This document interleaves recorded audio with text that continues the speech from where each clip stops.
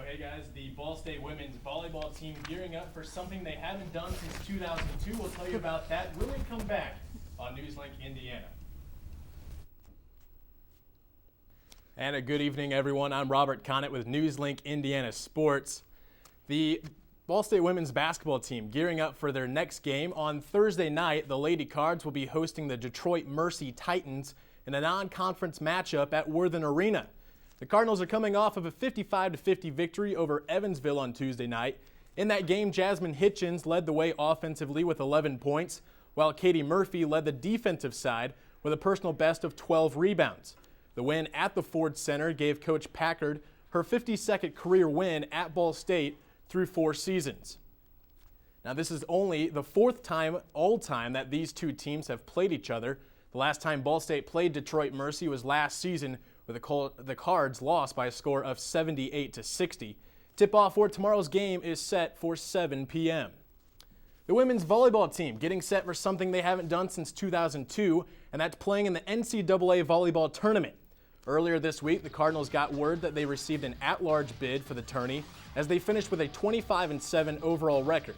On Friday, they'll be playing in the first round against Louisville in a battle between the Cardinals at Purdue University.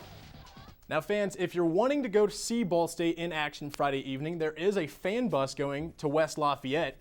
Tickets are $30, which includes transportation to the game and a ticket in the Ball State section of the gym. The bus will leave at 1:45 from the Alumni Center and arrive at Purdue right around 4 o'clock. It will stay for both games between Ball State and Louisville, along with a matchup against Morehead State and the number 5 seed Purdue Boilermakers. The bus should arrive right back to campus around midnight. If you'd like to be a part of the fan bus, you can RSVP at 765-285-7059. If you'd still like to go to the game but not take the fan bus, tickets for the match will be available at Purdue's ticket office for $9 apiece. And finally tonight, the Penn State scandal continues. Believe it or not, Jerry Sandusky now being sued. A 29-year-old calling himself John Doe is coming out and suing the former assistant coach, saying he was sexually abused over 100 times starting in 1992 when the boy was only 10 years old, and it continued through 1996 at multiple locations, including Sandusky's home and on trips, including a bowl game.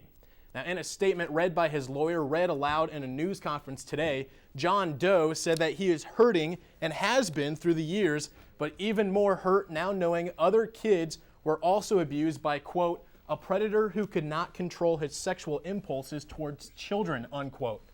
The attorney says the man is also suing Penn State University. Now, Sandusky, amidst all of this, has maintained his innocence throughout the scandal. Guys, just a terrible thing, and you just have to ask yourself, will these sexual abuses and the scandals just continue in the college world? Yes, obviously the situation is still going on at Penn State, and now the situation really starting to develop at Syracuse. It's a really an unfortunate situation, and obviously hopefully it turns out for the best. Well, while the Ball State volleyball team is looking for a postseason, we might hopefully be talking about some Ball State football in the postseason. That is correct. One source is saying Ball State will be bowling. That's Rivals.com. We'll just have to keep our fingers crossed and see if Ball State football team can be going. According to Rivals.com, they say they're going to the New Orleans Bowl. Well, that certainly would be very nice.